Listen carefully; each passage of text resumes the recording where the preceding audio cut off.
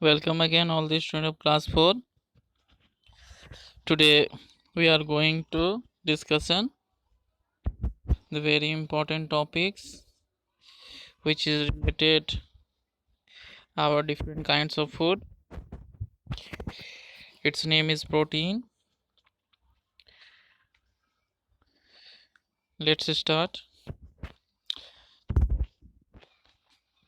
Proteins are bodybuilding food.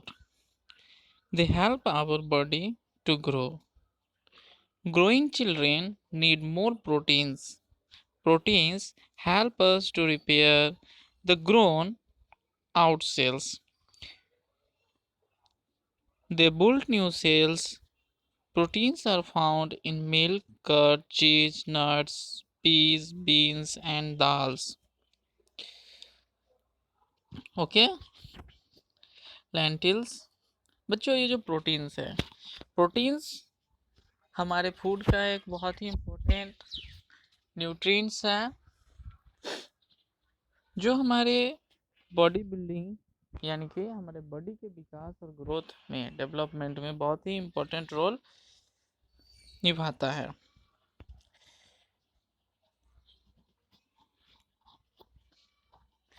Protein की वजह से ही हमारा बॉडी ग्रो करता है और जो ग्रोइंग चिल्ड्रन होते हैं यानी कि बढ़ने वाले बच्चे होते हैं, इसलिए उन्हें अधिक प्रोटीन की ज़रूरत होती है।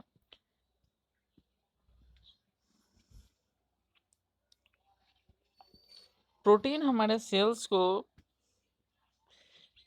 रिपेयर तो करता ही है, साथ ही साथ हमारे सेल्स को डेवलप और ग्रोथ मैच्योर होने में भी हेल्प कराता है, जिस वजह से हमारे बॉडी में हमेशा बहुत सारे सेल्स बनते जाते हैं और हमारे बॉडी का साइज और शेप भी बढ़ते जाता है।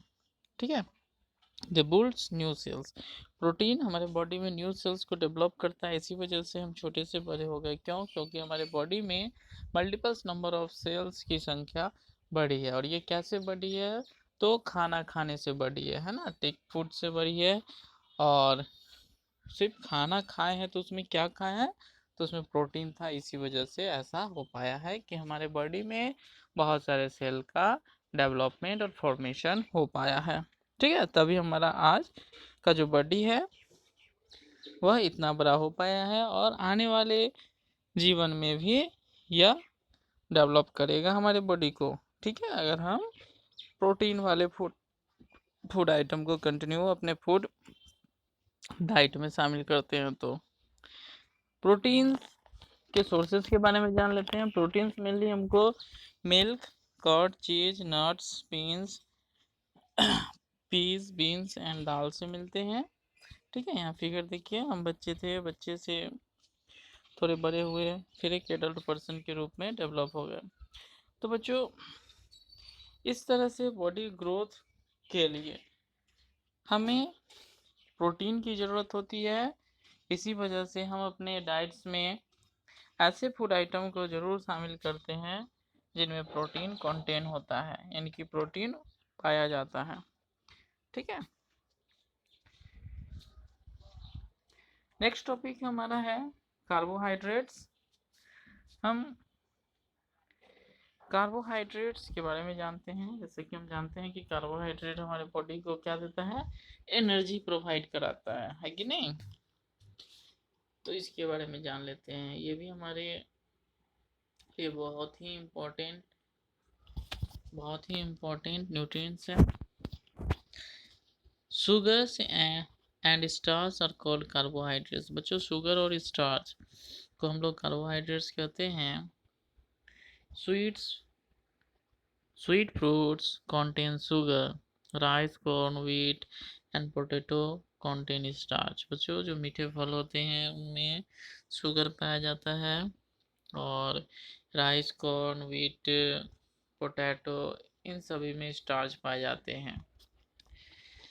They burn up slowly inside the body to give energy। बच्चों, इनका हमारे शरीर में क्या होता है? डाइजेशन होता है, और जब ये डाइजेस्ट होते हैं तो इनसे हमारे बॉडी को एनर्जी मिल पाता है।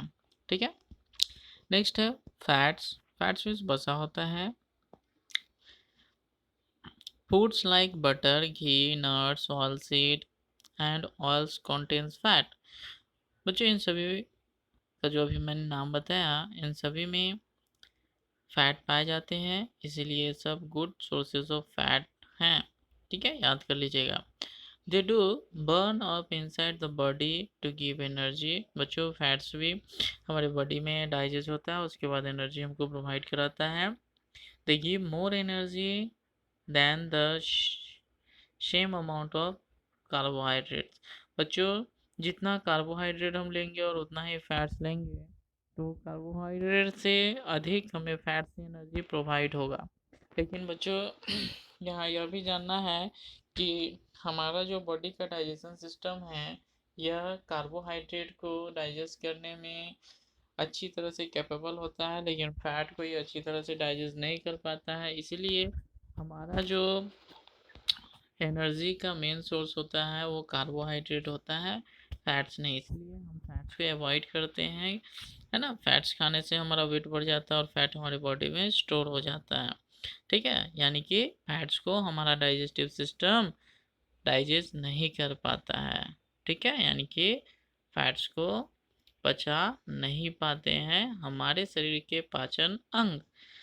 नेक्स्ट है children and people who do physical work need large amount of carbohydrates and fats. Excess starch and fat get stored in the body under the skin. Excess fat can be harmful. It makes people fat, not fit. Physical work or exercise burn up starch and fat to make us fit. बच्चों